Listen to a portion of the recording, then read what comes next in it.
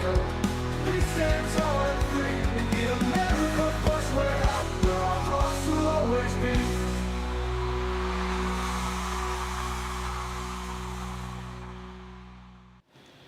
Where's my notes? Where's my glasses?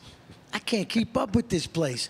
My eyeballs are getting really old. I don't know. Johnny boy, how's your eyeballs? 250s now, just so I can read a book. 250? Hey, that 250s. You might as well celebrate his 250 eyeglasses at the 250th anniversary of the country. Perfect. That's why I love them. I'm so patriotic. I can't get enough of the country. I just want to put as much as I can. The Lord puts me on this incredible path to build the America First media and television. It's a place where patriots go. It's a place where people get the truth. It's a place where we are going to share so many things and enlighten you. This great country that was built one nation under God is our country. And they have infiltrated. They. We know who they are. They know who they are. We're going to share some of that. But one of the, I just want to go around real quick and just introduce. Let's start with Luke the Nuke. What's up, Luke? What's up? Happy Shark Week. Oh, he loves sharks. I should have got some shark questions for you. All right, we didn't go that way. What?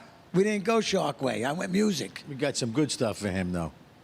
Well, I like to do different stuff. Yeah, man. You're an incredible young man. I love Luke the Nuke. He's a DJ. He works at our warehouse. He sets us up. Next to him, Johnny Blanket, my identical twin brother. Hey, man, you're looking handsome today, John. Yeah, well, thanks a lot. I love being here at the America First Warehouse, the most patriotic venue in all of the land. I tried that last week and worked out pretty good. Well, actually, you were called out for it. You were called out for it. Kevin ratted me out. He knew who I was. We're gaining a lot of friends here at the America First Warehouse. It's incredible. I see some of the movement. I also see the shadow banditing that goes on. They constantly shadow banding every time you talk about America or you have red, white, and blue involved in it. You know, it's just a tough time. But I got some great people here today that share a lot of the same similar thought processes. I got a great friend here, Vinny Buta. We're going to introduce Vinny in one of the other segments, where he's at, what he's done. But welcome to the America First podcast, Brother Love. Yeah, you know I love this place. You know, that you're dealing with one of the most underserved markets in the country because folks want our commentary. They want our commentary above and beyond whatever Fox delivers because we deal it from a reality standpoint. We tell stories, people get to know us. So I love what you're doing. I love the fact that you've got this show and this new network going here with the Warehouse. And, you know, we've done our show from here many times. One of my favorite nights, Friday night, America First Warehouse. So I'm happy to be here. Yeah, well, I don't want to take any credit, but everybody that talks to me, they go, is your show Studio 6B at the Warehouse show? I go, hey. We know they're coming back. I feel very confident in faith and in the direction. We got about 100 days. I don't know how many days are left, really, because I always tell everybody, and I don't want them to be fearful, because do not fear. The Warehouse is going to change bigly, and we're going to grow in leaps and bounds. And when we take the country back, this is the joyous news that I can certainly tell you. Vinny, thank you for joining us. Next on the line over here is KDJ. KDJ is now going to be the trans-Lisa, is what I like to call him, and bring us the news. Where you been? How you been? Bring us some news. You got it, Joe. We've got big news, folks. In case you didn't figure it out yet, turns out Dr. Anthony Fauci is a megalomaniacal. Did I say that right, Vin? I think you used an SAT word, a very high class. Megalomaniacal lying turd burglar. His diary is up just in time, put up by Rand Paul, who hates Fauci. He's got his diary. He put it up online. You can go read it. Everyone's had all weekend to look at it. And what have we learned? Number one, Fauci lies a lot. Number two, he's a disgusting subhuman. It's all about me. Two things about his diary we should know about. It's lies and it's ego. But there's something else. All right, look at this. This is March 21st. He writes, U.S. 272 deaths from COVID so far on March 21st. Remember that number. It's about to become important. Then he writes, big front page article about me in the Washington Post. Very flattering. My national and international fame is explosive and really unimaginable. It is not hyperbole to say that today I am the most famous person is talked about in the country and probably the most recognizable person in the world. Let's focus on March 21st, 272 deaths. Now, I thought that number was shockingly low considering the nation was shut down, the world was shut down. It seemed to me like the number was much higher. So I went to Grok, which is AI. You got to be careful with that. But Grok, I searched, I said, how many people had died in the U.S. of COVID by March 21st, 2020? And it came back with information from 5 different sources. Excuse me, they all said between 90 and 91,000. In Fauci's diary, he says 373. Why would they lie? Well, because they needed a pandemic. You can't shut down the world with 373, can you, Vin? Well, I think the reality to that stat and what happened was they counted deaths for everything. Yep. Anything and everything someone died for, if there was a speck of COVID in their blood system, even though they might have had stage 4 cancer on the last days of their life in hospice care, they died of COVID. That was the false narrative, and that's probably why the 271 might be the actual number, right? I think it is the actual number. This is Fauci's diary. Remember, folks, he's a megalomaniac. He doesn't think people are going to read his diary. And I said he was writing it down so he could gloat later, but someone texted my show to say, nope, I bet this clown thought he had a movie deal or a book deal. Twins, what do you think about that?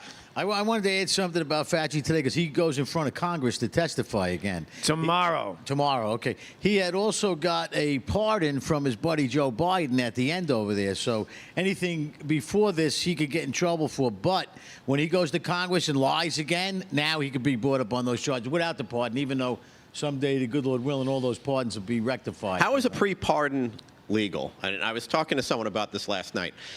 If you look at the actual language of a pardon is to excuse someone from a conviction, excuse someone from a jail sentence or something of that nature, which basically means something occurred, they were convicted of that something, and they went and are paying the price for that, and the president decides at his discretion, I'm going to commute that sentence or I'm going to commute that prosecution, whatever that is. Fauci technically did nothing in terms of being prosecuted. Therefore, a pre-pardon makes no sense. It's not even legal. Like, why isn't the Supreme Court ruling on this and clearing this up? Because it's a horrible precedent. I mean, this is one of the worst things our country could have is pre-pardons. Go break the law, do whatever you want, because I got you covered on the other side. Kevin, I know you got a lot of news to go on, and I'm going to come back to that. But as I'm listening to you and Vinny go, my heart is bleeding for a friend of ours that we're going to bring into the show today. Her name is Maureen Einor, and she's a co-host of a new show that we're putting out at the America First Warehouse. One guy, one coup, red, white, and blonde. And I am told she is the blonde one, so I'm sure I could decipher that for sure.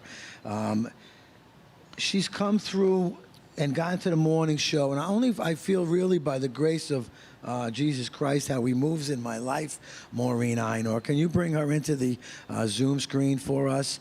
I want to thank you so much for being here. I watched your show. I watched and listened to your show this morning because you can listen to it while I was working. Maybe I wasn't looking, but I was listening.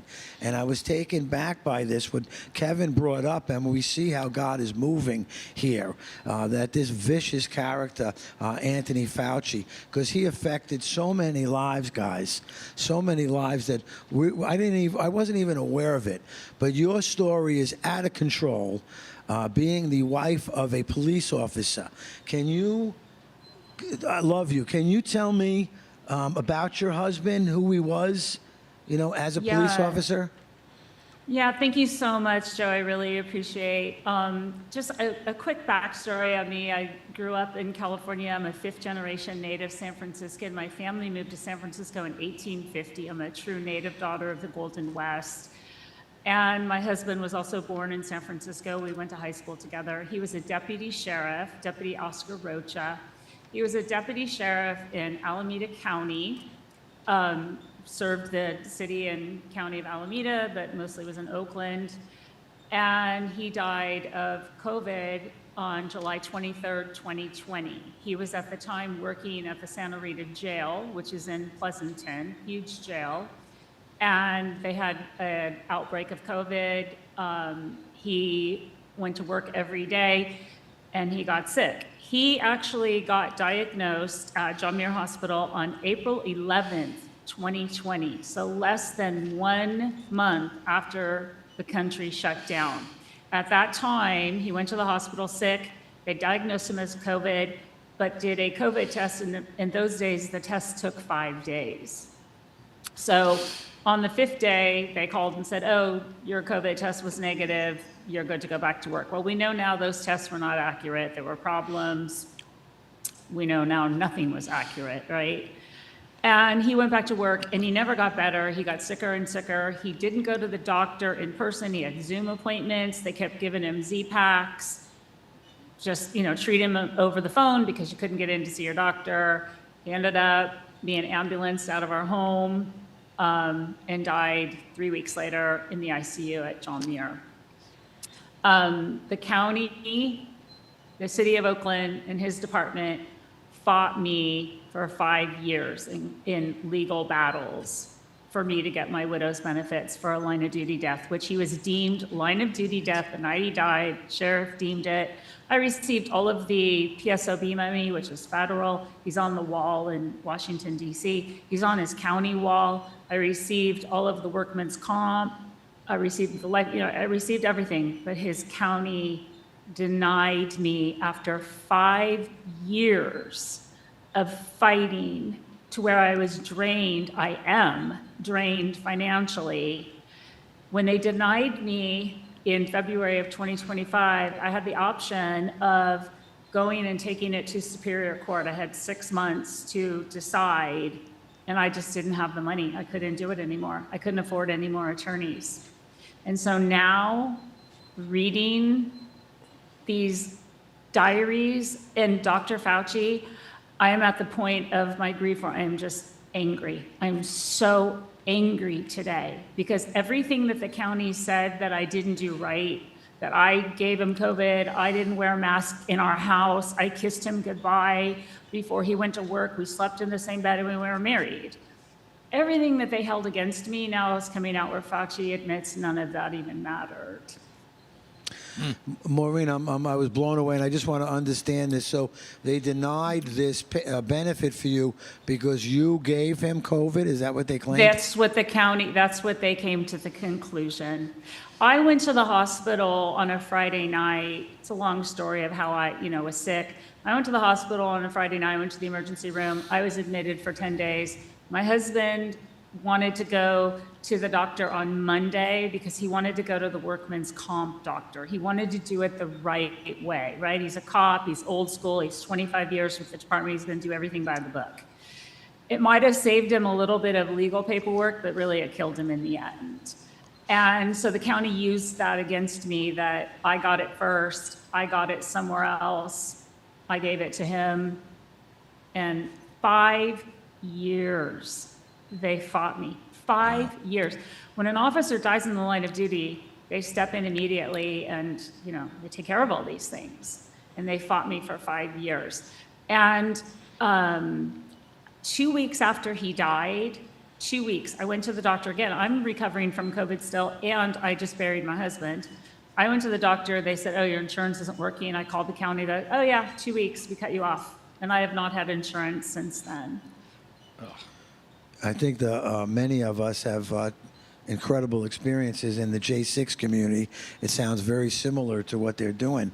Vince, right? Do you see what's happening here? Yeah, well, first off, I'm sorry for the troubles you've had, and the story reminds me of how the left and the system works, which is to drain you financially through the legal system.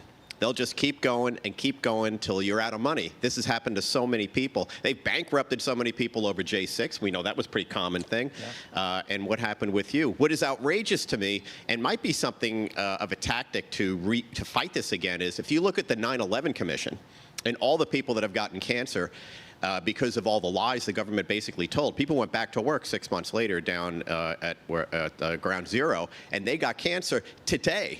Like in 2020, 2022, 2025, and they're able to recoup some money. Based on what we know now, it seems like we might be able to get a group of lawyers involved to say, let's have a commission of lawyers to sue the government based on the lies that they put forward that caused your grief and the problems that you've had. Because it sounds like it's a very similar situation where they just lied to us. Yeah. They lied about protocol. And the last point is, whether you gave your husband COVID or not, COVID was spreading like wildfire everywhere. It's an irrelevant fact. I don't see the relevance of it at all. So they're fighting you on something that's just ridiculous. You Well, live and in we the same can't, house. they can't prove, now doctors and everyone has come out, they really can't say this is where you got it. You got Yeah. it from this person on this day at this time.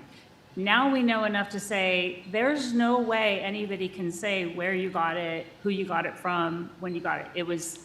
It's just not provable. Yeah, that's But my the county point. they didn't care about me. They didn't care. And my husband was Oakland, California, Alameda County, 25 years. He worked under horrific liberal leadership. They hate the cops. They always have. It was fact of life, being in the Bay Area. And the city attorney told me in one of the depositions, well, we really have to be very concerned because this is going to come from taxpayers and we just can't, use taxpayer dollars unless they're used wisely.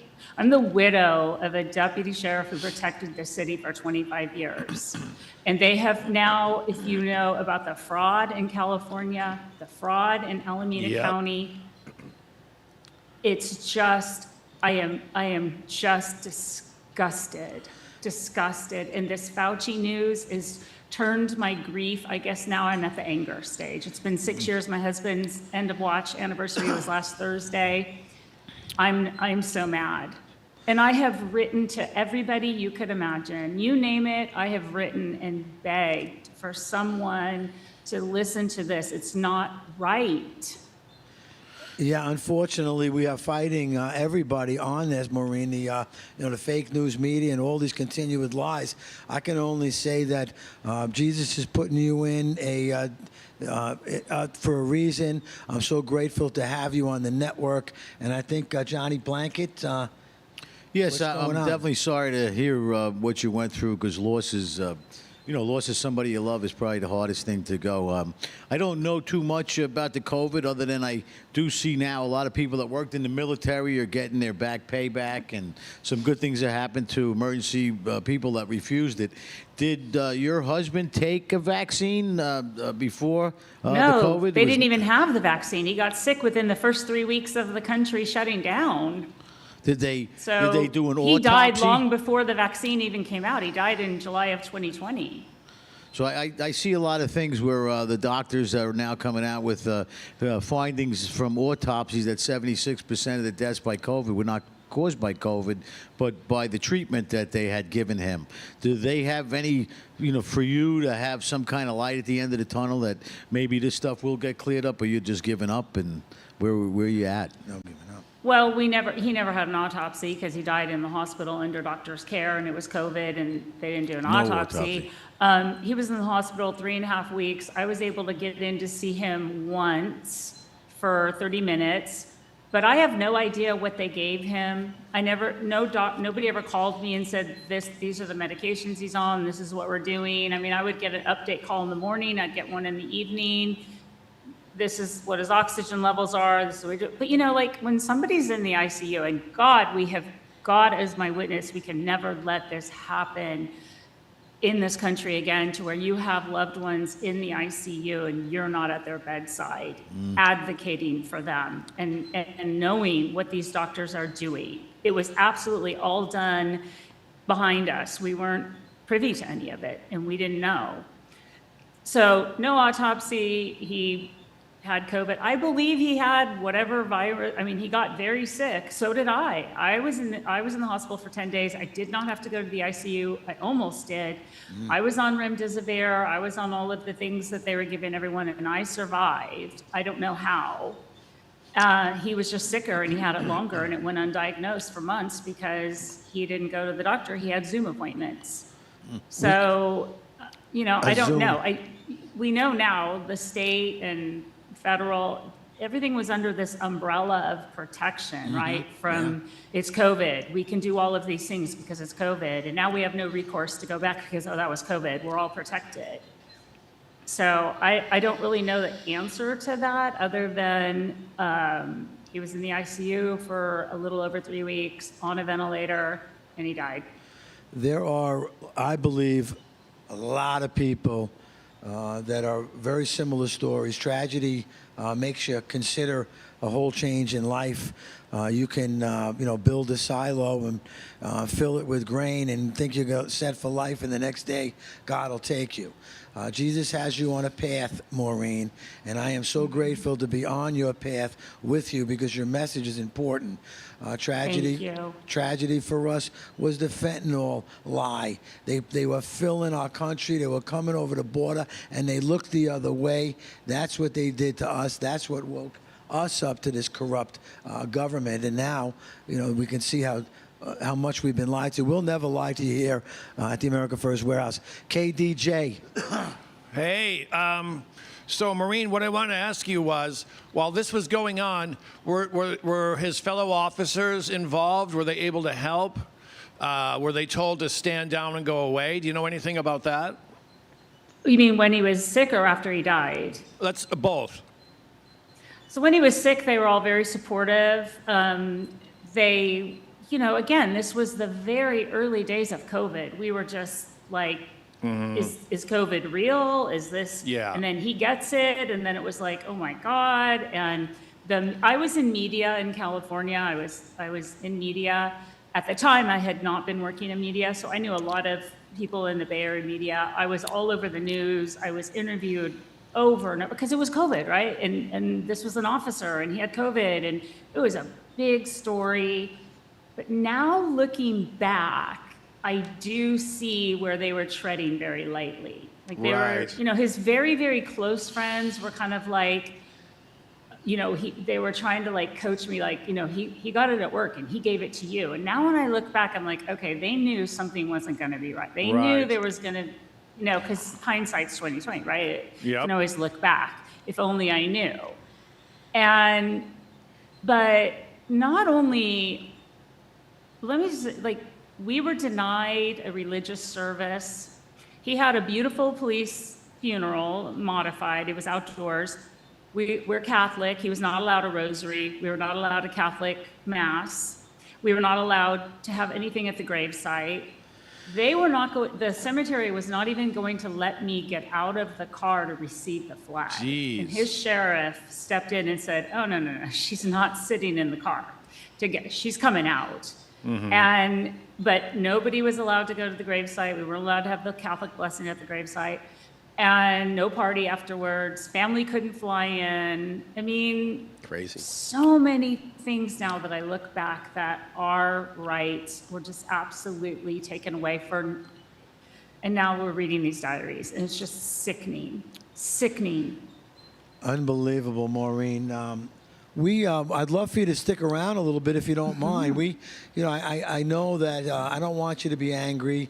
I want you to really dig deep, listen to your prayers, and you'll get your answers. But as far as the America First Warehouse is concerned, we love you. We love your message, and we want to help you and share that with everybody because it's important for us to know.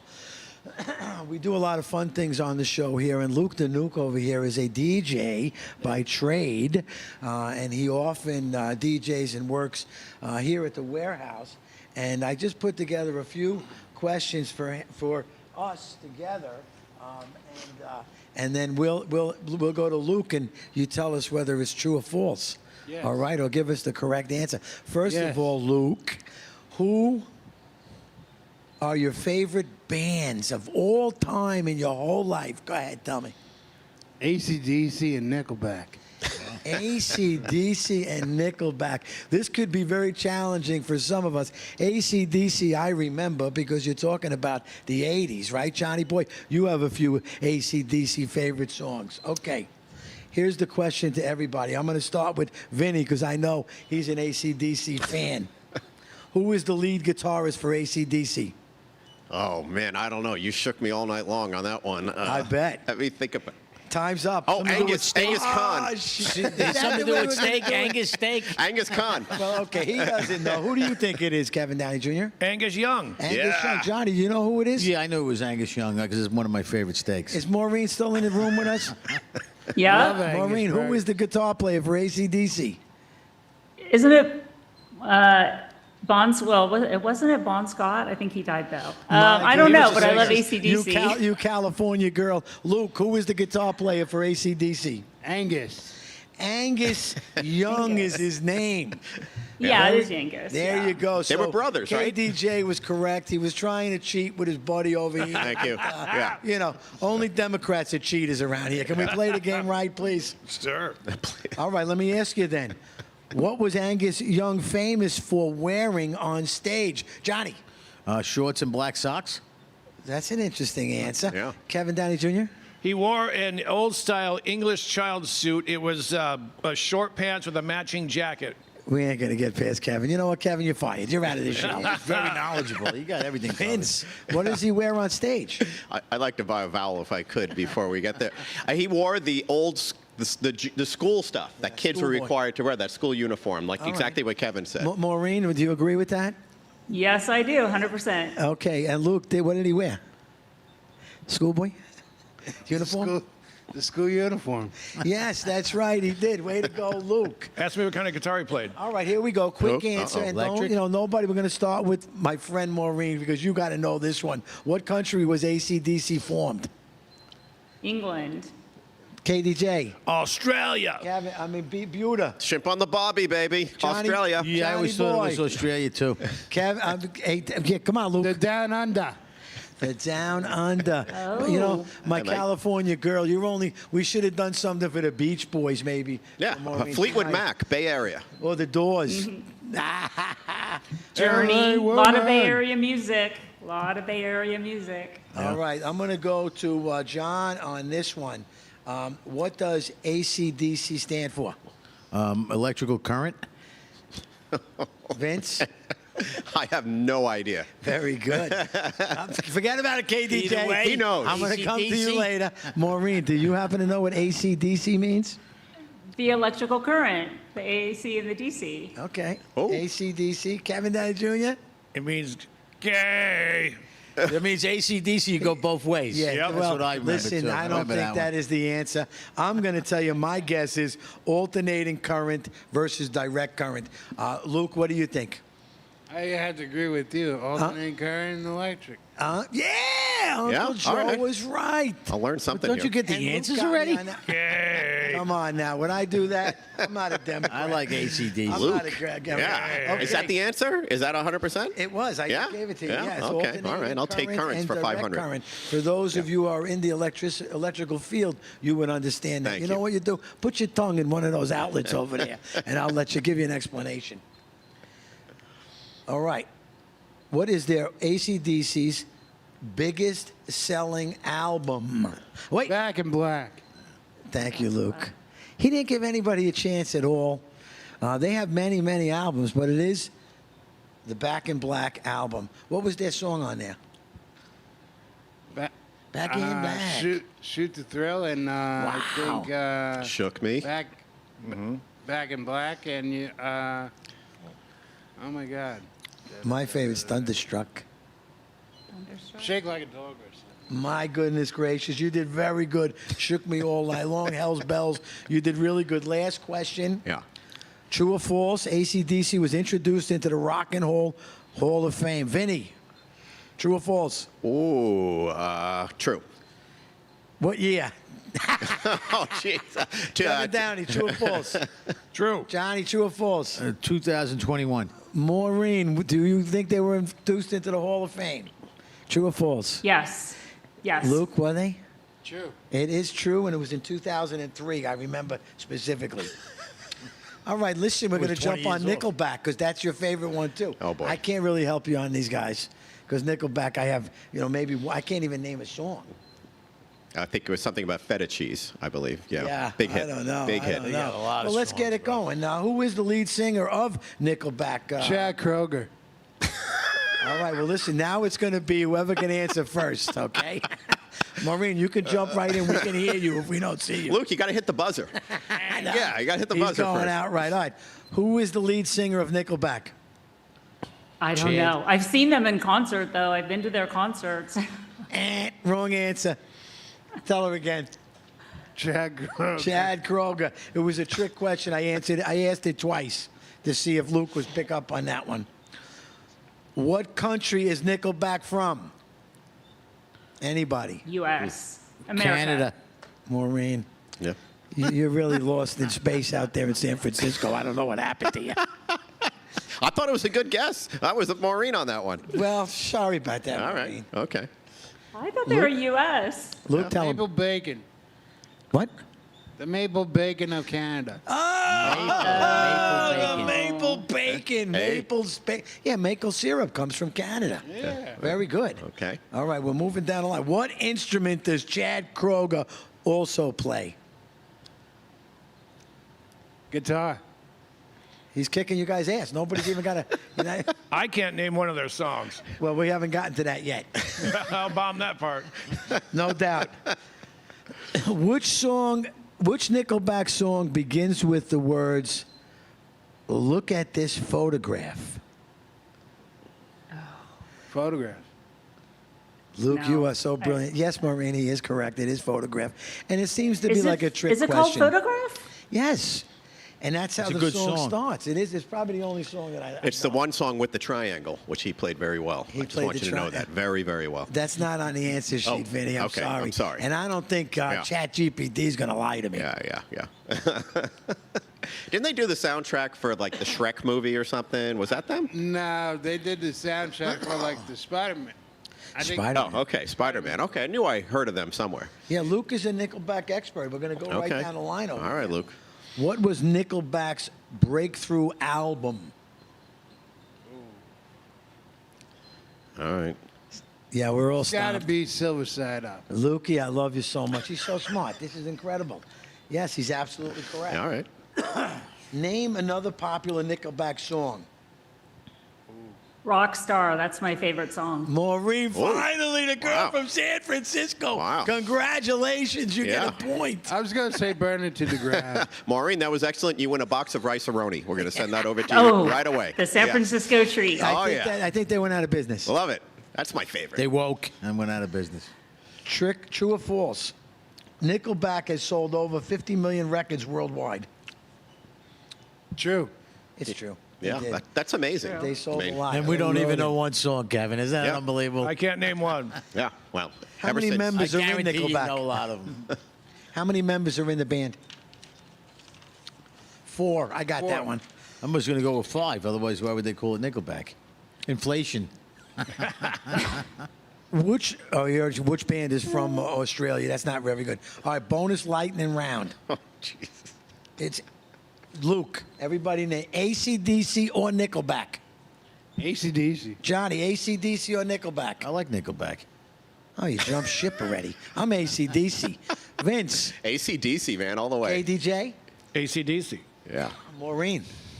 AC/DC. Yeah, I'm sorry, you too. Yeah. But we couldn't even answer a Nickelback song. All right, we're going to start with you, Luke, again. Get ready. Angus Young or Chad Kroger? Angus. All right, Johnny. Chad. Chad. Wow. There's Yeah, no he- true or false you know- on that. It's a preference. It is. Angus Young or Chad Kroger? You know, Angus had great guitar riffs, man, so I go with Angus. KDJ, Angus or Angus Kroger? Young. Angus? Oh, yeah. Maureen, Angus? Angus. Yeah, I'm gonna- Oh, yeah, Angus. In his little shorts. Yeah, with his little schoolboy shorts. Nothing Yeah. perverted about It's that. a new look. No, because he's a rock and roller. From Yep. you don't know. All right, here we go. Australia or Canada? Down under. Johnny, Australia, They're Canada. both a bunch of wimps. Didn't they all give up their guns, both those countries? Yep. So you're not going either way. Nah, we go to either one of them. Okay, Vinny, I'd go to Canada. I agree. They both gave up their guns. They're wimps, but if I had a choice and if I had to go to one of the two, I'd go to Canada. KDJ, Australia or Canada? I go to Australia. I've been to Canada. Canada's right around the border. Maureen, Australia, I'd go to Canada. Australia. I think there's better men in Australia, probably. Well, I know- I heard there's hotter women in Australia. Too. Oh, Maureen, you touched the button on Luca. He says they're hotter women in Australia. I wouldn't know. Well, I might have competition then, but I like the beach. So I'd go for the beach life. Yeah. Yeah, Australia down on you. I don't think they're a free country anymore. At least I don't think so. No. Yeah. Communist. Look at what happened during COVID. That's all you need to do is look at what happened during COVID. And I think See, it's Canada's pretty enough. communist as well. Anybody Yeah. disagree with that one? Yeah. Pretty damn I close. agree. Yeah, it is. We have to save this It's country. too cold in Canada anyways. My choice is USA. Yeah, me That too. was All a the trick way. question. That was a trick question. Guitar or drums, Luke? Oh, guitar. Johnny, I like the drums. you played the guitar your whole life. When the hell did that happen? And I always wanted to play the drums. Your mother has paid for guitar lessons for years, and you want to play the drums. Oh, my goodness. Hi, Nana. Guitar Just or because drums, she's Vinny? big. I played both. I take guitar. KDJ? Drums. I played for years. More, you what? I played for years. Drums. Yeah. Yeah. Oh, I'm going to bring my set out for you. Maureen. Drums. The drummers always had the best body, best arms.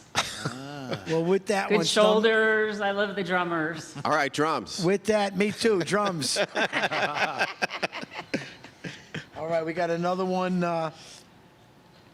Finish with, what's your favorite AC/DC song? Oh, walk all over you. Wow, he changed his mind like 3 or 4 times, but that's what he's going to go with. John, you got a favorite AC/DC song? I don't know. I like a lot of them, though. That's for sure. Yeah, I like Thunderstruck. I think that's one that I see all the time. They play that in the background, a lot of the videos. Get you fired up. The military planes. Boom. I mean, why they're using that? But they are. The Homeland Security. I follow all of these great organizations. And Border Security and Tom Homan, Uncle Tom Homan. Well, for those about to rock was a good Patriot song too. That all their concerts they had the real cannons blowing them Yeah. off. For those about to rock, bam. I do remember this, and Kevin, you might remember this as well. There was a big riff between AC/DC and Van Halen. And, I mean, if you ever saw David Lee Roth and talked to him, even I want to kick his ass. I think he was from San Francisco, no offense. No, he's from L.A. David Lee okay. Roth is from L.A., Southern He's a California. nut job. Pass too. that right Speaking down of the David- line. There goes that. Speaking of David there Lee goes that Roth- segment. Speaking of David Lee Roth, I already canceled his concerts. He did. You canceled. Yeah, because I think my theory is gay. He's gay. Maureen, do you agree with that one? Is that why? I don't know. No, he's not. I definitely know that. I covered Van Halen when they were on Jimmy Kimmel in 2015. I was on LA Talk Radio, and Eddie Van Halen was still alive. He was phenomenal that night, but David Lee Roth struggled. He hit himself in the face with the mic and cut his nose open and had to stop the show and tape up his nose. David Lee Roth used to be the best front man, but he's got to give it up. Like he's got to give it up. So it's time I'm not. to- I wasn't sad to see that he canceled his upcoming tour because I think it's about time he hangs up the spandex and gives it Well, the I would rest. rather see Sammy Hagar jump on the wagon again. That was always a great Yeah, show I love as well. Sammy. I love Sammy. He put it out. But yeah, he was gone, David Lee Roth. He came to New York, if you recall, and he started a radio show in New York, and he completely flopped. He was just a complete Yeah, he's a mess. crazy man. All right, we He got. always was. He was a big partier, and yeah, but it's time for him to hang it up. I believe so. All right. I have a special guest on this show. Maureen, stay with us. His name is Vinny Buda. Very public background that I was able to pull up through my deep dive into chat, GTP. He has a very unique career spanning television, media, entertainment, entrepreneurship, marketing, and technology. And it was all bold. I didn't tell him to bold these things, but they did it. He's been involved with television production, digital media companies, entertainment ventures, and has co-hosted Live from Studio 6B. I'm very fond of that show, making him well-suited to discuss what we have for you today. As a businessman and as a creator, I'm going to call this couple of minutes together, Building Influence in America. I'm going to start with the first question for you, Vince. Welcome to the show. Yeah, thank you. I'm thrilled to be here. Man, you're like a glove. You fit right in. Yeah, the seat's perfect. He's It's been here perfect for me. before. I think Vince is a new Gina. Whoa, whoa, whoa. Whoa. You know, you'll have your chance, Luke, to smash Gino like we all do, but hold on to that thought. Vinny, you built businesses in media, entertainment, and technology. Looking back, what decisions had the biggest impact on your success? Yeah, it's something I do talk about a lot. I'm actually working on a book about this called Unrelenting Optimism, and it's really about the success and failures, but believing in yourself and believing in what you're doing. And probably the inflection point for me, maybe many of the ladies, Maureen, you might know what this is. Remember a retail chain, it's pretty famous now, called Sephora. So I was asked to speak about the future of an industry in front of all the icons in that particular industry. It happened to be beauty. And I came up with this idea, and that's what became Sephora. Except when I came back to my own company to present it, to say, we're going to go do this, everyone said no. I was almost booed off the stage for presenting this idea, which was so disruptive to an industry. Every leader did not want it. If they had tomatoes and lettuce, they would have thrown it at me. And I was humiliated in front of my clients and my peers because I presented something I thought would be the future. One man believed in it, happened to be a very powerful man, and over the next couple of years, we created Sephora and rolled it out throughout the world, and that became something where I said, you know what? I knew I was right. I felt I had the right idea. Wow. I felt I had the right sort of authority to talk about this and present that, and that's been my rule of thumb ever since. I listen to myself. I get advice from others, but I always listen to my gut, my instincts. And when people say no, that's pretty much when I walk through the door and say yes. Even when we started Studio 6B. We started Studio 6B in 2015 on the premise of when Trump came down the escalator, does he got a shot? Before anybody thought he could win anything, the first day of that show was, how do you think he's going to do? You know, we don't think he's going to win. I said, I think he's going to win. And I'm going to tell you exactly how he's going to do it with the marketing tools that were available at that time, particularly social media. So I look at all those instances and I'm like, that's been my guiding light, you know, being a disruptor. Honored to have you here, and I definitely going to be picking your brain, try and get some of that free education that I kind of like, you know. But you know Vinny for quite some time yourself, KDJ. I've seen you both on the stage with him, and I know you got a question for him. For Vinny? Yeah, Vinny. Oh, Who are we talking about? There's no math, is there? There's no math. No math. Okay, good. What? All right, here's one. What's the biggest failure that taught you the most, or the best lesson? Oh, man. There's been a few. Probably the biggest one, and there's been a few of them, as I mentioned, is trusting sometimes the wrong people. And I have been accused of being too trusting. If there's a flaw that sort of I have in my personality, is I believe in humanity. And my answer to that failure, and there's been a couple, and I've been burned significantly, but my answer to that is when I stop believing in people, then just put me out to pasture, because I don't want to be on a planet, I don't want to be part of the world if I can't believe in my fellow man. So those failures, they've taught me lessons because I try to be a little more discriminatory toward, but still, right. I want to trust people until you show me I can't trust you. And that's caused me great grief. But also, many of the things I've succeeded in have been because I have trusted others and myself. Right. So, you know, it's a two-edged sword. Thank you very much, Vince. Johnny Boy. Yeah, I know your background, Vin, is all with media and television kind of thing. I see the two types of media that's out there, and that's the mainstream media and then the social media that gets put out there. Social media, like us, if you say something they don't like to hear or whatever, they shut you down. Regular stream media won't display it or show it, like Trump's speech addressing the nation, and it's not even on regular television. What future do we have? Where are we going? Being blocked? Are we going to not see the information? Will something happen with that case? Yeah, that's really the ultimate power struggle right now. And that power struggle was magnified in 2015-16 when Trump was running, because as he used social media, there weren't those guardrails at that time. He used it impeccably and won, because people believed social media, believed Facebook and what was being pushed out there. And from that point forward, the social media icons realized through the power structure, which is really the big donors and all the big money that's out there supporting the left for the most part, they put the guardrails on, and we saw that come out through the Biden administration.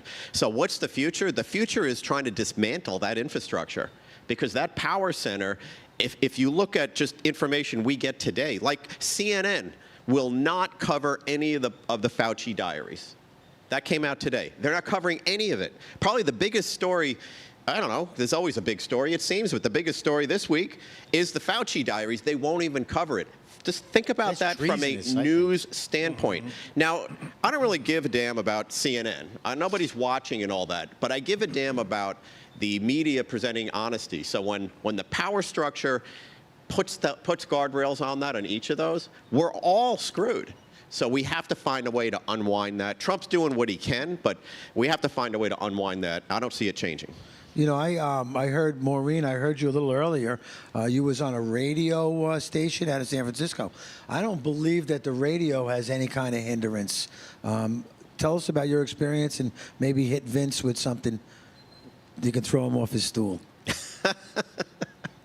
Well, first of all, Sephora. Everything is Sephora here. Thank you. I just got a I'm notice glad on my one of yous account. knew that one. I had no idea. I thought it was an automobile or something. Yeah, who knew? Great concept, though, that you created a one-stop for us to go to get everything we need. Yeah. That's a great concept, because we would normally have to go to 4 or 5 different places to get everything we need for our face. So that's a great concept. I was a conservative talk show host in San Francisco and in Los Angeles. So you want to talk about being tough. I fought liberals on air every day. So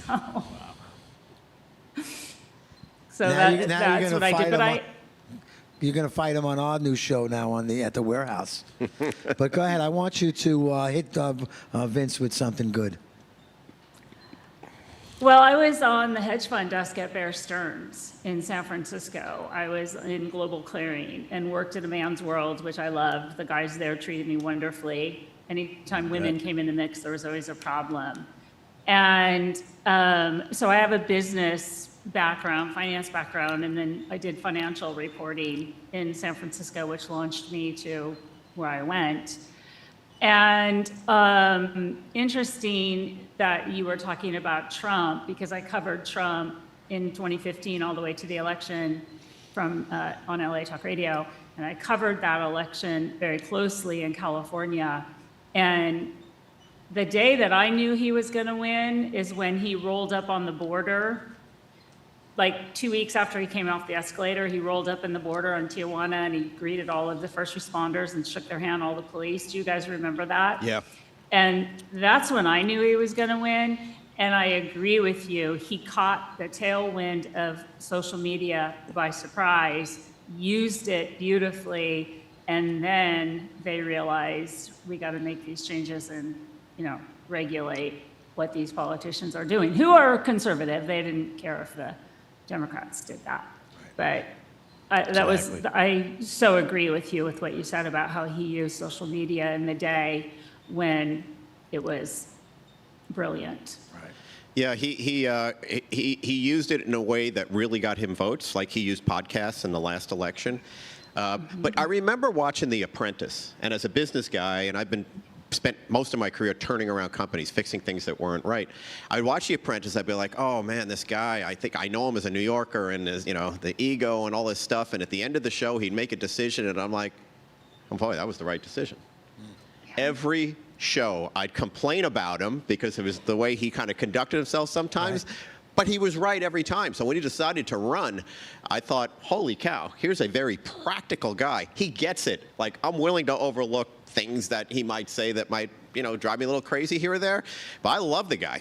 I mean, he's earned, now of course, not through, The Apprentice and all that, but as president, he has earned my respect in almost everything he says, because he happens to be right. I've never heard him say anything that offended me. Do you have anything like that? No, he never offended me. I just, thought, oh boy, he was a little over the top insulting this one or that one on The Apprentice show. Which was a great show. And you talked about the social media. I just heard him say the other day, I'm number one on TikTok. Number one. He is. Nobody's got more TikToks than me. I'm number one. And he is. All right, listen, I got a quick lightning round for Vinny. Go right onto his face, and I'm going to ask him the questions, and I want the answer. It's a quick answers, okay? There's just a couple of questions. I want you to, here we go. Quick answers, one sentence each. No pressure. Don't put me. I want to see his face. There you go.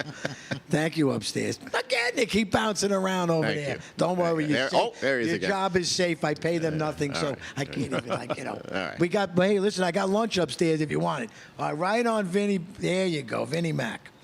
Elon Musk or Steve Jobs? Elon, YouTube or television? YouTube, Podcast or live TV? podcast. AI, opportunity or threat? It's both. Can't land on one side. It's amazing, but it's a threat too. Best business book you've ever read? Art of the deal. Go figure. Favorite entrepreneur? Ooh, Elon Musk. You weren't going to jump on Donald Trump? My goodness gracious, Vinny. Did you get his face on that one, Donald Trump? Did I say Donald Trump? You Sorry. did. That's what I thought you said. Let's edit that out. We can still do that. I'm his biggest fan, man, so it's all good. Biggest business trend for 2027? AI. One piece of advice every young entrepreneur should hear. Make mistakes and learn from them. Don't be afraid of them. What's one habit that contributes to most of your success? Unrelenting optimism. He's really knocking him out of the ballpark. He is very quick. What's next for Vincent Buda? Outside of commentary and political, health and wellness. Health and wellness. Yeah. You probably own stock in that one, too. I do. All right. I happen to have. I have a question for Vince. Luke, do you have a question for Amazon or Vince? Target? Amazon or Target? Oh, man. I like Walmart because they dropped all their Amazon. prices. Amazon. Yeah, I like America made, America owned. I don't know which one it is. Okay. This is it, the final question. Then I have some clips that we're going to show for the next end of the show. We got another, wow, we just buzzsawed through almost the whole show. We got 2 more segments, but we're not counting today because there's no commercials. If you want to be on a commercial in here, go to www.theamericafirstwarehouse.com. Vince, this is one that I've been thinking about, and I think it's a good one for you.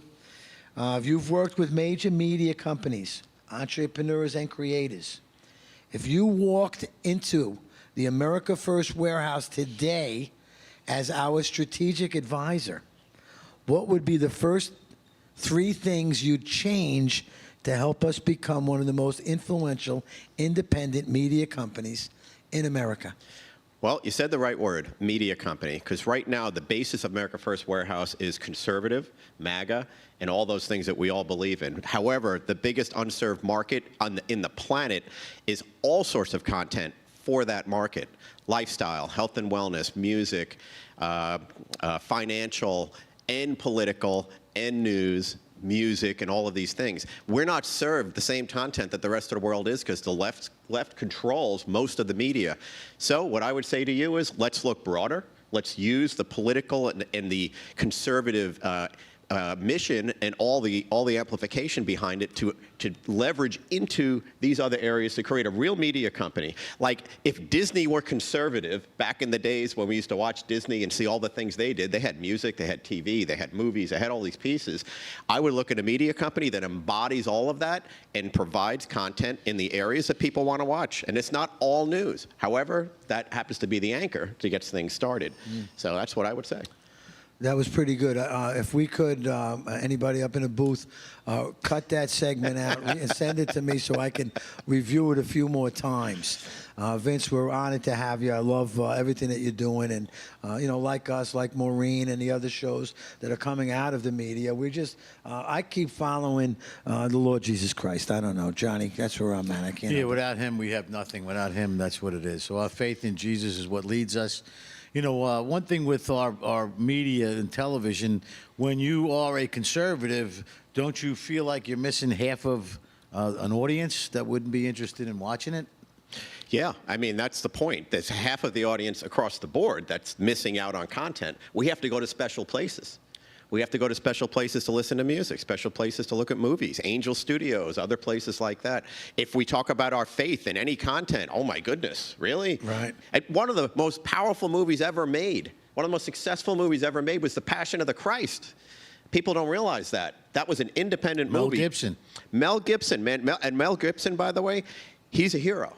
I He's know for me, putting when- himself against the entire institution. He's putting that amazing. out. I love Mel Gibson. But one of the things that I go to for a good cry is a movie on Angel Studios is always good. Yeah. And they produce their own stuff and they get a message across, and usually it leads into a few tears. Yeah, it's great stuff. Look Speaking at, of it- Entertainment is what it is. Speaking Yeah. of Angel Studios, I just recently saw Young Washington, I was just going to mention that. Yeah, which was good. great movie. And education. movie. And The Great Awakening is another one that was out there. I see that you got queued up. I have a few clips that I took. I have to be careful when I pull down a clip, and I don't know, maybe you other influencers have the same problem. If you take somebody's clip from the internet that you like, that they really put together well, and you put it on your show will be shadow banned. This is what happened to us the last couple of weeks. But this one is we all cleaned up, and I know this is a good one. I see you got Mike over there, an officer that in the correctional facilities in Rikers Island. It just happens to be Maureen, coincidence there, as an officer. But he has something to say about New York City. Can you run that clip? He's The also families of the victims of 9/11 don't want Mandami to be there for the 25th anniversary. And I have to agree because, number one, he hangs out with people who say America deserved 9/11. Number two, he hates law enforcement. He just hates public safety in general. Number three, he's a democratic socialist, so those people are not patriotic. So I think Mandami should sit this one out, and the real mayor, America's mayor, should be there in his place, Rudy Giuliani, because that's the man who led this city through 9/11. He's America's mayor, not Mandami. Just a quick thought. Maureen, what do you think about my friend Mike's thought? I agree 1,000,000%. I have been wondering since Mamdani got elected, how is he going to handle 9/11? It has been something that I've been thinking about ever since he was elected. He is not somebody who should be anywhere near the families of the survivors of 9/11 or honoring that day, especially on the 25th anniversary of that day. He should not be there. And yes, Rudy should be there. I'm so grateful to be a good friend of the mayor, Rudy Giuliani. He is a friend of the warehouse. He's been here many times. We had his birthday there, and whatever he decides to do on 9/11, I assure you, Johnny Blanket and I will scoop him up wherever he is, take him wherever he needs to go. As a matter of fact, we will be a guest on his show on the 11th of Tuesday. So when we go on the 11th of August, so when we go up to his secret hideout space, Johnny boy, we're going to do our show from there as well. So Kev, you'll have to be here catching everything when it goes in. I'll be ready. I'd like to Would ask I be on the show too? Luca, you are always welcome, my brother. You're such. I can always get good commentary, but no bad words. Okay, we don't want bad words. Do you think that? I'm not going to use bad words. Vinny, do you think that my New York police officer, correctional officer, has a point? Definitely. I mean, we lived through this. Being Long Islanders, especially New Yorkers, we lost a lot of friends through 9/11. We know what happened. We believed in never forget. We honored and cherished Rudy Giuliani through that. But I think Madami's move is not as much, I don't like the police, I don't like law enforcement. It's part of the disruption and anarchy that they want to have happen so they can control power. That's really the basis of where he's coming from. It's an insult to everyone who passed and any family member that's still alive for people who did pass at 9/11 to have Mandami at the ceremony. Yep. Period. It's an insult to every citizen. Kevin Downey Jr., I'm sure that you feel the same way. Absolutely. He should be nowhere near there. A good friend of mine, Mike Keegan, had a great joke on Facebook. He said, let Mamdani come to the memorial. He lost 19 of his best friends that day. And I'm telling you, this guy, he's an animal. He's a snake. Don't bring him anywhere near it. He's not against 9/11. I've seen him rubbing elbows with people from the first World Trade Center bombing. Yeah. Yeah. Who were unindicted, but they were a part of it. So how can you hang out with terrorists who work against the nation and then show up to give a speech or even just to show your face? I think it's akin to standing over your kill. Like, look what I killed. Look at me, because he's part of that red-green combo. Yeah. The Islam. The rainbow. Yeah. Coalition. Johnny boy, you going to go see the mayor down at 9/11 or what? You know, you're close to New York. Corruption at its to the fullest. You know, all the stuff that's being exposed now through Minnesota. You don't think that stuff's happening in New York? You know, how else do you get a mayor like Mandami or Karen Bass to be in charge of a city that they're destroying it? You only get in because they're cheating. And, you know, for me, I can't see it from my house because I'm 50 miles out of Manhattan. But, you know, how if you live there and how they can get somebody like that elected is beyond me. Luke, you going to go to 9/11 and watch the mayor? Should he go there, the mayor? I think he shouldn't go there. The only person I think that should go there is Rudy Giuliani and Donald Trump. From the mouths of babes. Hey, we have another one queued up over there. We should be getting ready for number 2. And this is another clip that I took. It's got about a minute into it. It's Rubio. Get it going. Rubio talking about being American. Go ahead, give me that one and we'll They want talk. to systematically weaponize mass migration to flood our communities with illegal aliens in order to rig American elections in their favor and against Republicans. That was not the clip that I thought it was, but that's okay. We're going to get to that one. That was another congressman over there. I like this guy. He's from Vince. Texas. He's Gill, from Texas. Brandon Yep, Gill. he's Texas. Brandon Gill. Texas. Brandon Gill. Up and You know, coming I rock remember star. those scenes when they see the migration coming in and 10,000 people in a you know walking into our country. I would cringe. I mean, how the heck did we let that happen? And obviously, you can see we're living the results of it. You know, It's destroying the nation. There's no doubt about it. I appreciate a man like that that's not afraid to be talking about it. Migration, it's a weapon. Yeah, Vince? they knew what they were doing. And anyone who follows me on Facebook has seen my battles with my so-called friends in the media business in Los Angeles and San Francisco, Maureen, by the way. And one of the battles I remember having early on was on this particular issue, which was, well, you know, it's just, you know, the borders are out of control, but it's not intentional. I'm like, it is intentional. Don't you understand? It looks intentional, it feels intentional, and they want these voters. This is why. And they thought I was crazy. But this is why. We're seeing that come together. We're seeing them trying to give them driver's licenses and IDs, making it in LA, they want them to vote. In LA, they want ordinances out there to get them, to illegals, to vote in our elections. Yep. This was the method to the madness. They outright it's say, obvious. Kev, it's like communism, right? The steps. Yep, it's all this is, folks. Bring in the illegal voters because you know what you're selling is not going to work. That's why they brought so many in from Latin America. How many Latin American countries have gone Marxist in our life? Oh, yeah. Right? They're used to Marxism. So you bring them here, you put them up for free, you say, well, this is even more Marxism. We love it. This is great. All I got to do is vote blue. You got it. Maureen, you got enough immigration in San Francisco? Well, you know, I probably neglected to say, after my husband died, I moved to Texas. So I now live in Texas. I've left California. I left Sharia California out in there in November Texas? of 2020. So I'm a Yeah. Texas girl. Yeah, no Islamic presence down there. Yeah, well, we've got a little problem with the Indians and the mosque. We've got our problems here in Texas, but I was born and raised a conservative. Born and raised in San Francisco, in the Bay Area. My parents, very conservative. So there are conservatives in the Bay Area. I know that might shock you.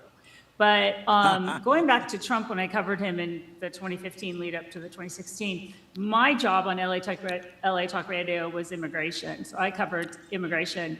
And I have been saying this for years, that this is how they pad their base. This is how they get votes. And people said that I was crazy. Crazy, that's not what they're doing. California became a sanctuary state in like 2015 when I was covering Trump election. And it absolutely is what they were doing. It's become quite obvious now, but they had to recruit their voters because they weren't going to win by normal Democrats. Thank you, Jesus, Lord, directing us down this path and cleaning it up. Run that Rubio tape because I think he nails it for the world. They despise the West because the West is great. It may wear various different slogans and ideologies across place and time. They can call themselves anti-capitalist or anti-imperialist or communist or anarchist or Marxist, but the fundamental character is always the same. It is a poisonous resentment cloaked in the language of equality and justice, and liberation, an overwhelming need to tear down what greater men have built, to wreck what is beautiful and what is right on behalf of people who are only filled with ugliness. Through violence and through terror, they once again seek to impose their ugliness on all of us. This is what radical leftism is. Unbelievable. I love Rubio. I really do. Little Marco. I'm very impressed by him. But here's one of the problems that we have, as you can see. The truth is that this invasion into the country is coming, and there's no real periodicals or paperwork that comes out and throw it out there. I came across this organization called the South Shore Press, and they ran an article on Rudy Giuliani's birthday here at the warehouse. I was very impressed with that. But this is what really got me impressed. There was an alley rape of horror. The cops accuse a Salvadorian man of dragging a 16-year-old to this spot for a vicious attack. Front page news. Where is this news? They wouldn't even cover the president, and they're gonna, blow this out. Hey, I believe that the America First Media and Television is in the very beginning stages, although it's not in the beginning because we're so ready to rock and roll. We have everything that we need here at the America First Media and Television to get the truth out and to share great stories and do shows, nighttime shows, comedy. I got a big comedy thing coming up on the 7th. We got Mike Loftus coming in. He does this live sketch comedy here. It started in 2016-17 out of the warehouse, and Jim Brewer was one of his first guests that came on. And of course, Brewer packed the house, so I was like, wow, this is amazing. It's going to happen all the time. And we do bring a pretty good crowd into here. I try and limit the seats if we can, so you have a good crowd that's controllable and enjoy live sketch comedy. I believe KDJ, they reached out to you. I hope that you can make that happen.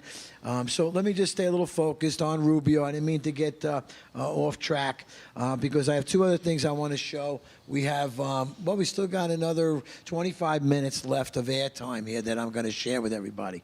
All right, let's put up that video with Trump, and then I want to get ready behind it, the cartoon that we would like to go viral, okay? So get that lined up afterwards.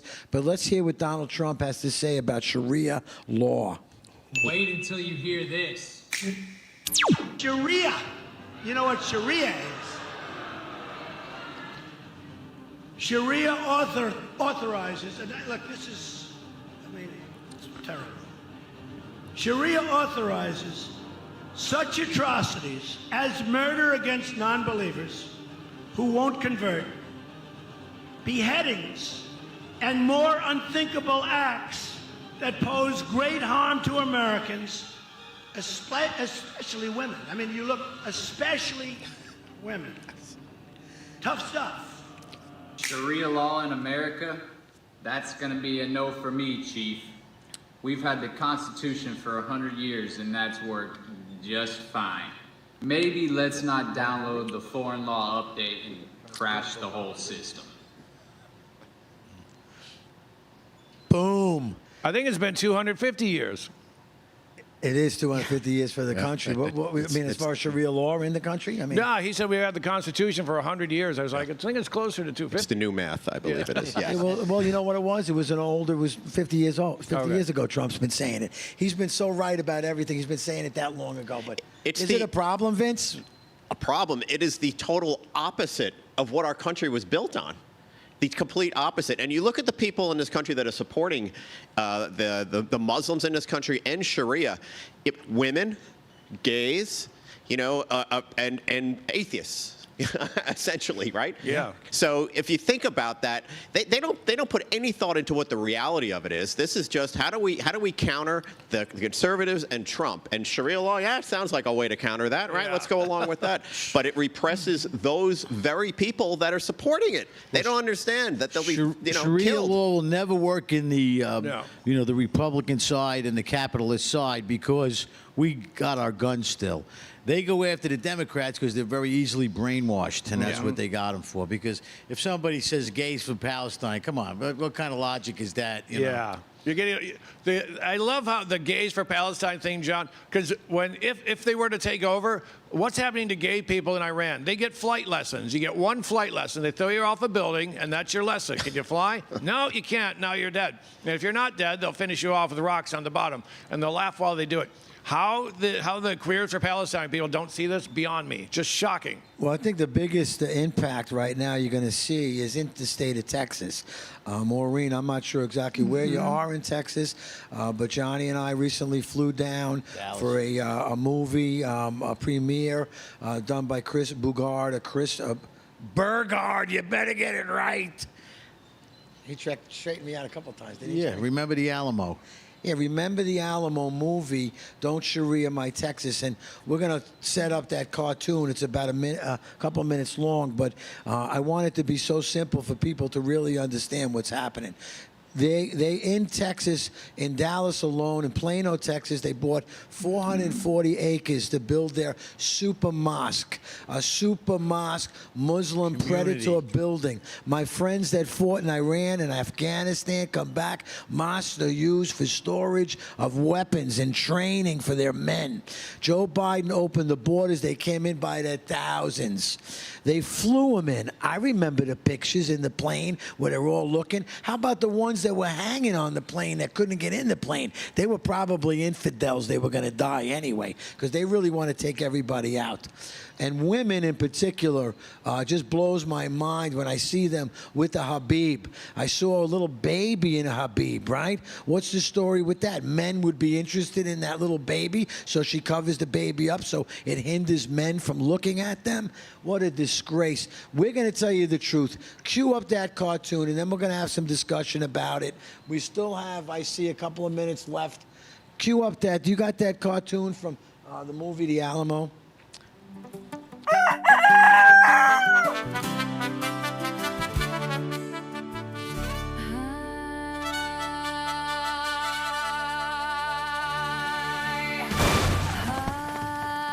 I was born in the Lone Star State beneath the Texas sky.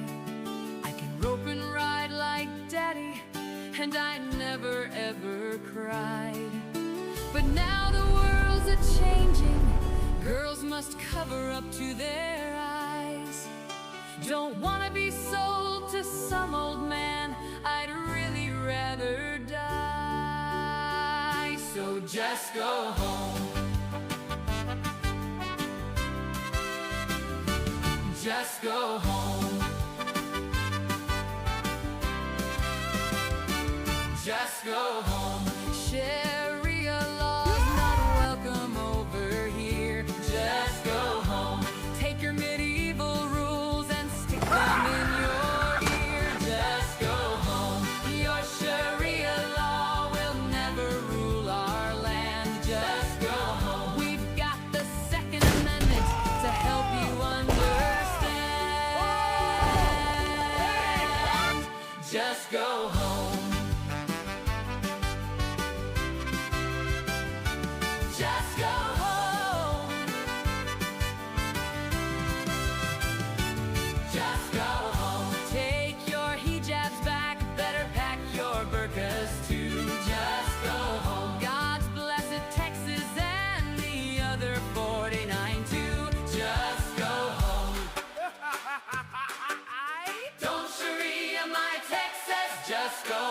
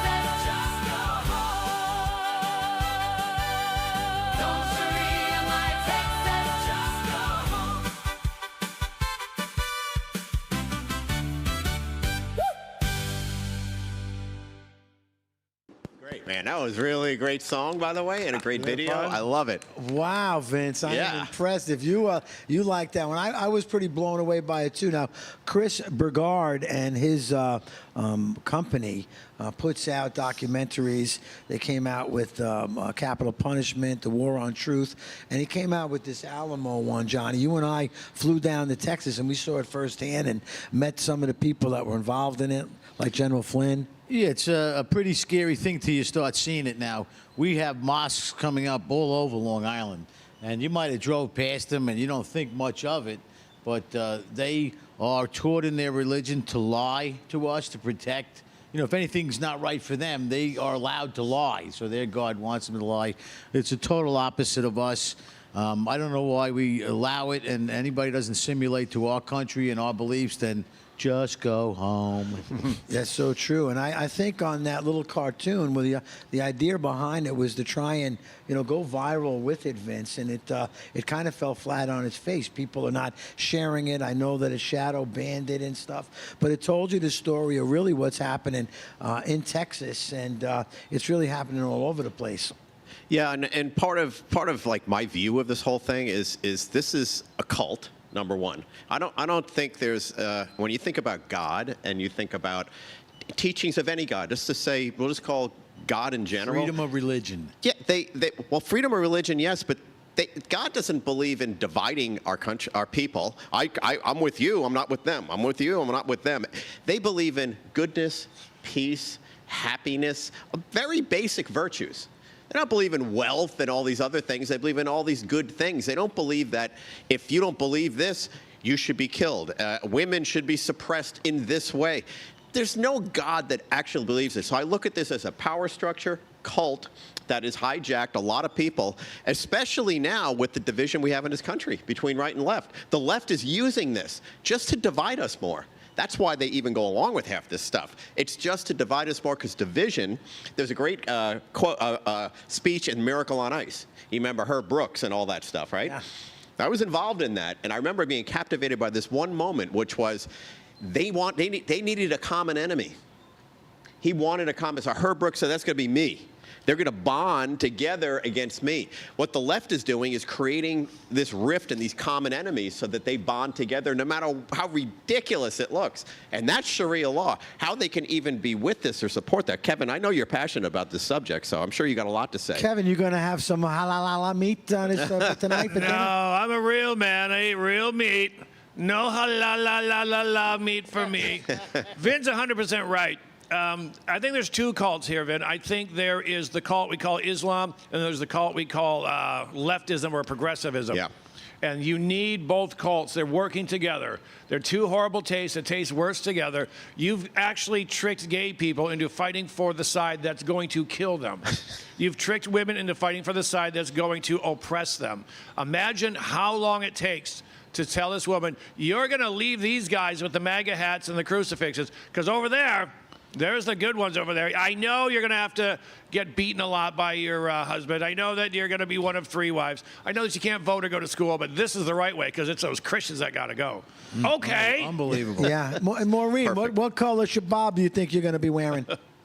No, for me. I'm going to be the Dallas Cowboy cheerleader that came out of... I live about a half hour from the Alamo. I'm in the Texas Hill Country between San Antonio and Austin, and North Dallas is having a big problem.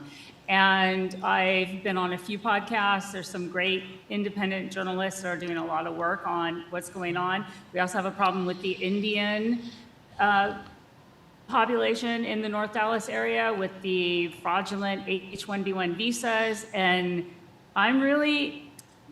Abbott is doing a little bit, and Ken Paxton, who's our current AG, they've sort of gotten involved, but I haven't heard a lot of positive news about it lately, and I'm very ashamed that Abbott and the government here is letting this happen, because it should not be happening here in the great state of Texas. Absolutely not. They should shut down all migration right now from, let's say, Muslim shithole countries?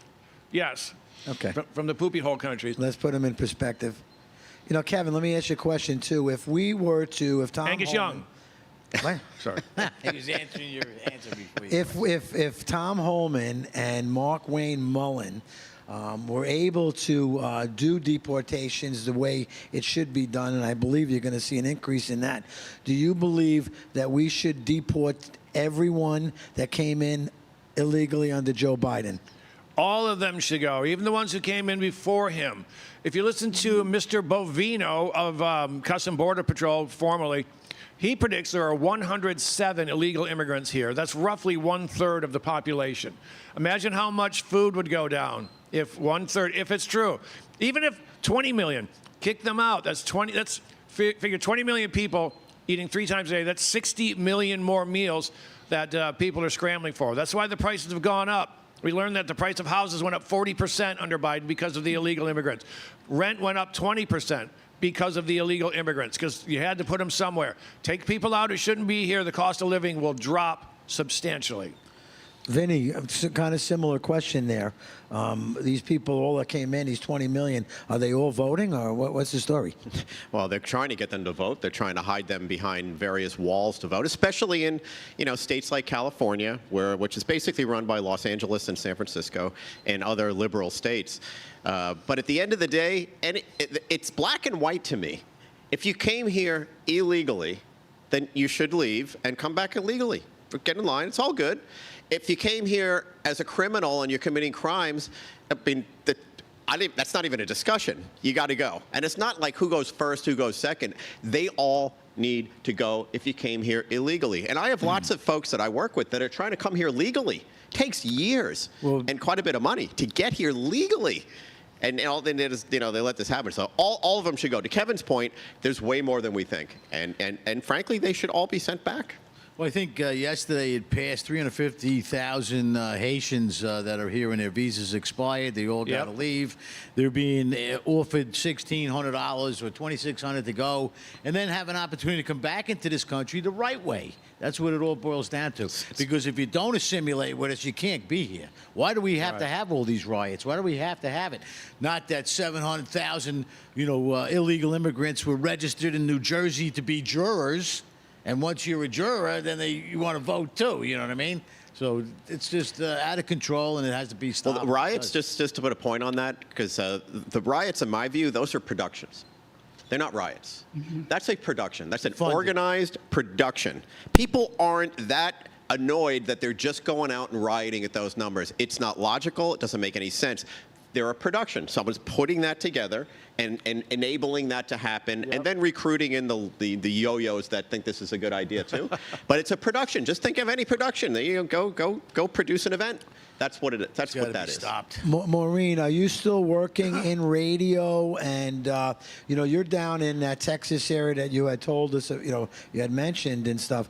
Do you see this immigration in your neck of the woods, or is it just the big cities? Well, I'm about 30 minutes from San Antonio, and they have a lot of problems in San Antonio. And I just do my podcast now. I'm not on any network, but I do work with several independent journalists in the area, and I've been on their show. They've been on my show.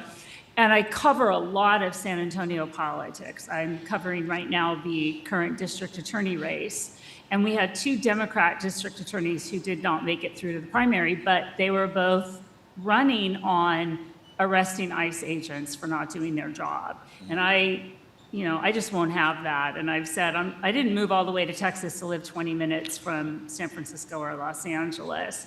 Again, I think that Abbott could be doing a lot more. I mean, we do have,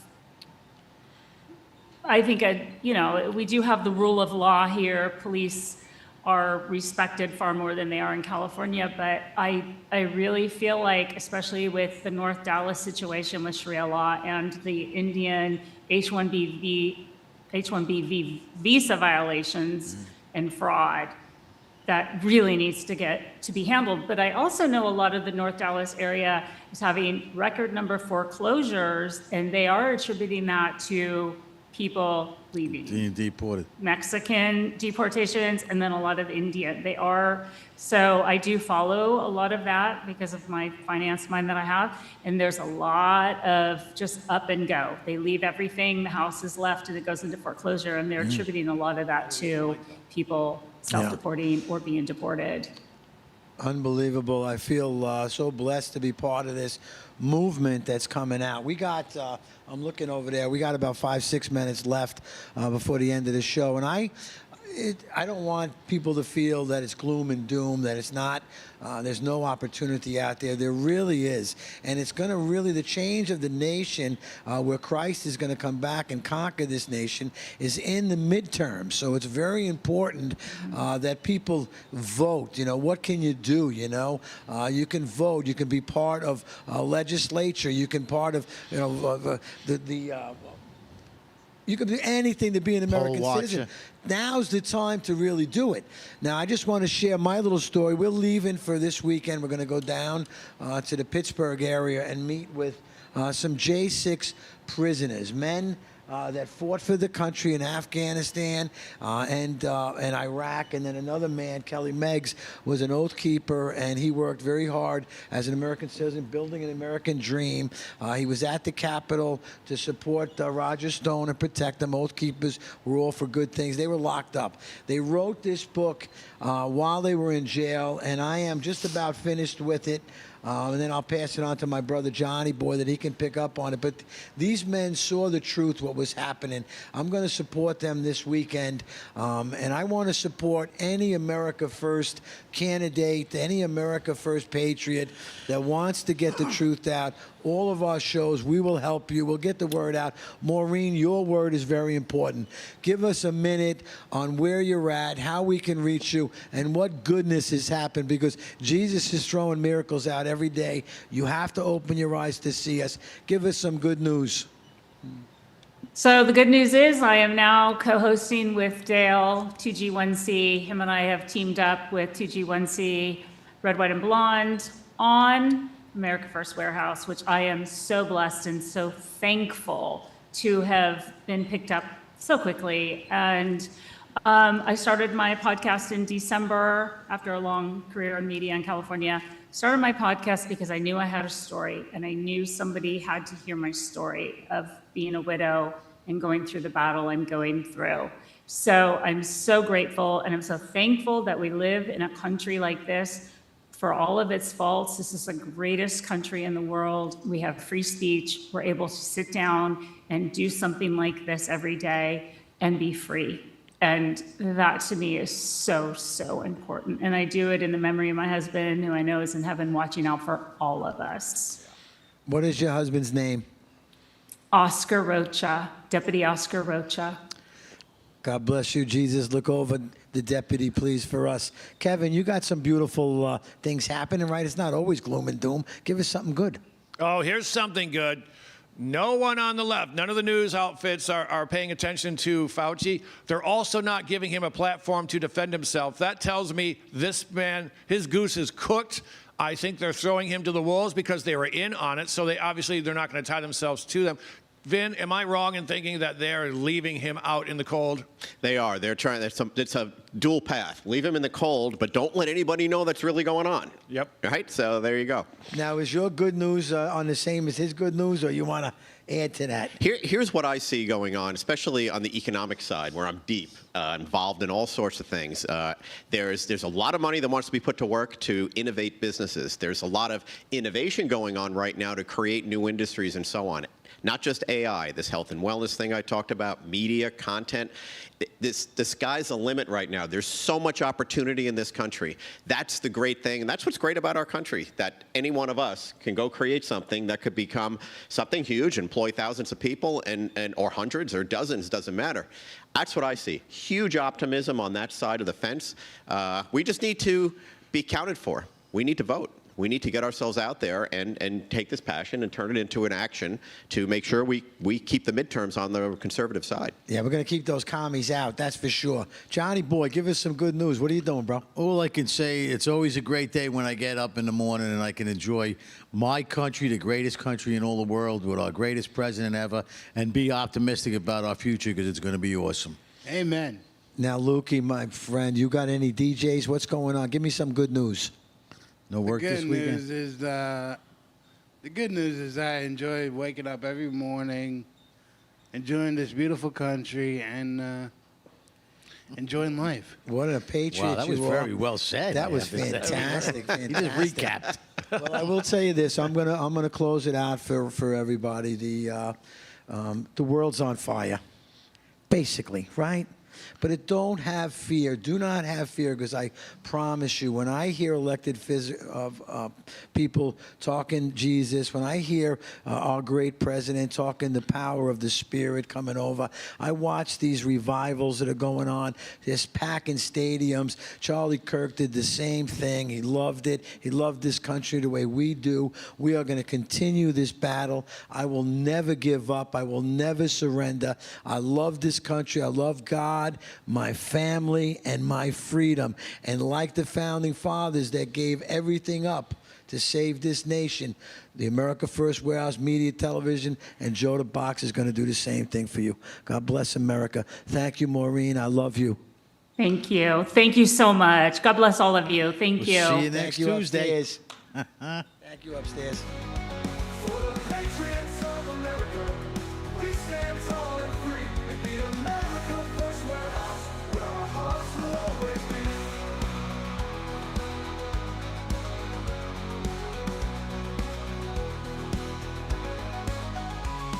America First Warehouse, a beacon for all to see. A symbol of hope, a symbol of unity.